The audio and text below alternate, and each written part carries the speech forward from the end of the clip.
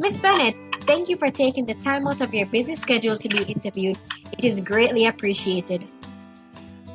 Always a pleasure to share my knowledge about Marcus Garvey. Lovely. So, Miss Bennett, this interview we will discuss Marcus Garvey and his ideology of economic self-sufficiency. Let's get started, shall we? When Garvey arrived in the US, what was the atmosphere and employment status for the African American? Garvey saw that the African communities were exploited and there were high unemployment. So within months of his arrival in the United States, he began to research the economic position of the African Americans. And he noticed that the organized African American unions were suffering as the power of the American capitalists increased. And he believed that the African Americans were universally oppressed. So he then wanted to create an economic state where African Americans could maximize their economic interests. So in other words, he wanted a better economic development for the blacks.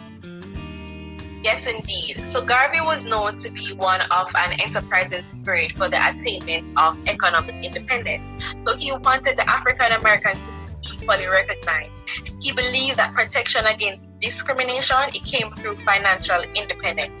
So once a strong economic base was constructed, they could seek other political and social objectives. Interesting. I do know that the Black Star Line was established in August 1919, but I'm curious to know were there any establishments other than the Black Star Line established at the time to further economic development / achievements? Okay, so between 1918 and the early 1920s, Garvey established a number of UNI businesses. So you know about the Black Star Line as you mentioned, but he also established the Negroes Factories Corporation, the NFC. I see. By establishing those, it would have helped to enhance entrepreneurship, right? And also the growth of the UNIA would expand, right? Yes, you are so right. So in 1919, the NFC was incorporated in Delaware.